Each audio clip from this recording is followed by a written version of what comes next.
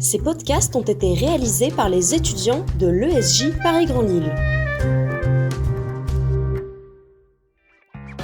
Bonjour et bienvenue dans l'aventure rêvée de Monsieur le Chat, un podcast fictionnel qui parle de sujets de fond à travers les rêves d'un chat.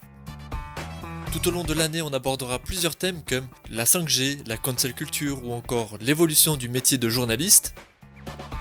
Monsieur le Chat est de la race des bleus russes, sacrément fainéant mais ô combien rêveur, c'est simple.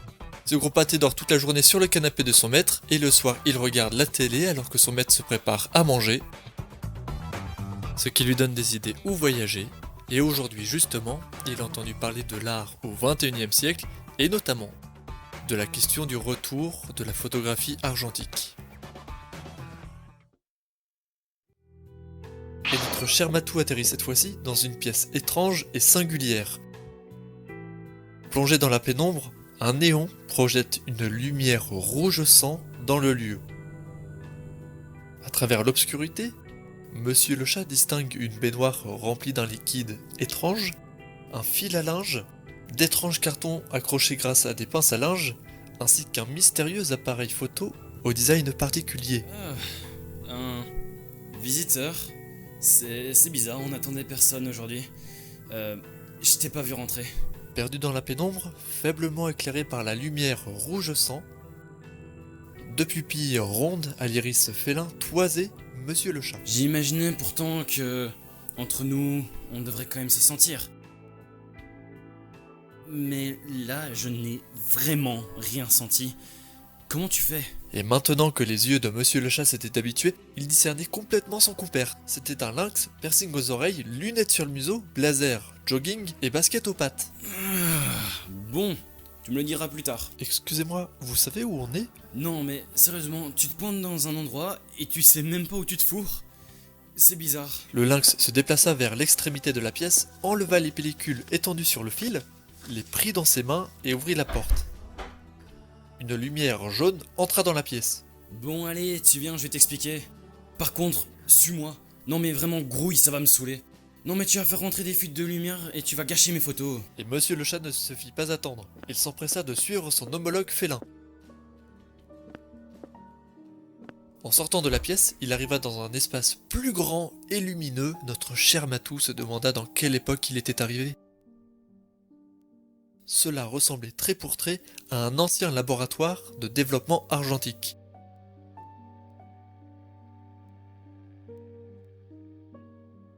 Ce qu'il faut savoir, c'est que, avant la photographie numérique que l'on connaît aujourd'hui, les photographies étaient développées dans des laboratoires. Et le laboratoire dans lequel il était visiblement un de ceux-là. Dites, excusez-moi. Tu t'es donc vraiment perdu, hein. Tu es dans un laboratoire de photographie argentique. Tout ça c'est que du beau matos, tu ne trouves pas ? Viens, allez, suis-moi, je te fais un tour, propriétaire. Ici on a des Macs, ici des scanners, et ici ma petite pièce préférée, un endroit pour nos ateliers. Attendez, vos ateliers? Mais je croyais que c'était uniquement un labo photo à l'ancienne. Donc on est bien en 2021. Attends, comment ça, un laboratoire de photos à l'ancienne ? Ah non, ici c'est très clairement un labo nouvelle génération.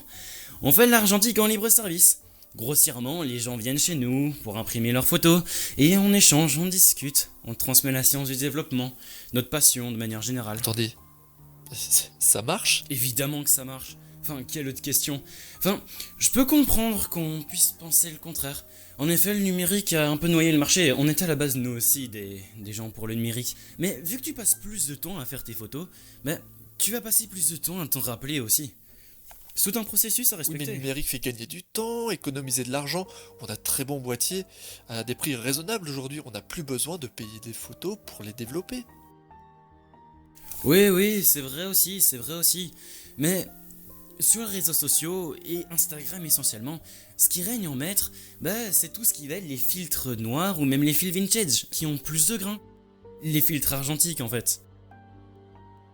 T'as beau avoir le meilleur appareil photo du monde, avoir même une super bonne équipe, hein. Si tu veux que tes photos soient appréciées, soient vues, tu vas automatiquement, sans réfléchir, mettre un petit filtre post-prod. Que veux-tu ? Ça prend sa revanche, ces petits trucs. Oui, mais si c'était si connu, enfin tout le monde s'y serait mis. Mais là, c'est clairement pas le cas. Enfin, il y en a combien des labos comme le tien en France? Un, deux? À tous les coups, ça doit rester cantonné à la capitale. L'atmosphère devint légèrement tendue, le lynx mit ses oreilles en arrière en signe de son énervement. Monsieur le chat avait visé juste. Les laboratoires argentiques en libre service n'étaient pas nombreux dans l'Hexagone. Et au-delà de ça, même les laboratoires traditionnels étaient beaucoup plus présents dans la capitale, à Paris, que dans le reste de la France. On en compte en moyenne une vingtaine à Paris pour une trentaine en province. Et en voyant son manque de répartie, le lynx comprit qu'il avait peut-être tort, se détendit et s'inclina. Ouais, c'est vrai, t'as raison. Pour l'instant, on n'est vraiment pas beaucoup.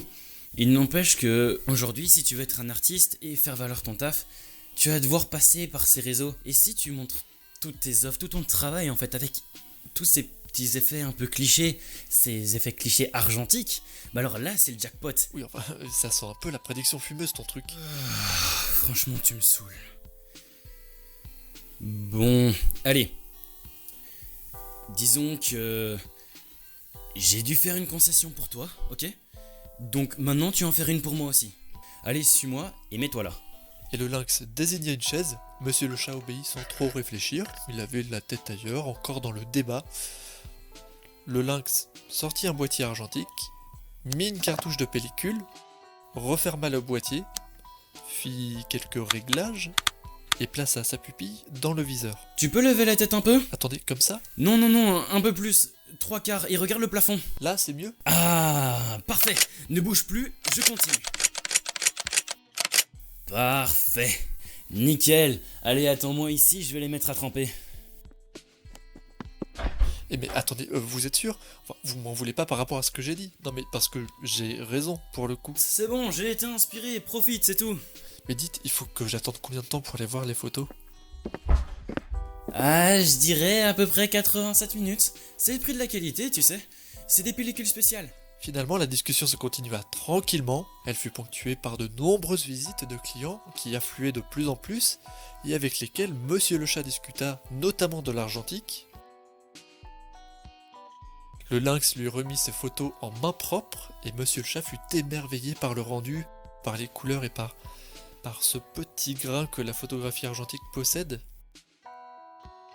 Et la rumeur dit que le logo du podcast que vous écoutez en serait largement inspiré d'ailleurs. Mais c'est qu'une rumeur après tout. En tout cas, notre cher Matou se réveilla tranquillement chez lui. Comme à l'accoutumée, il mangea un bout, constata que son maître était absent, et s'endormit devant une émission particulière puisqu'il s'agissait d'un reportage consacré à la SPA.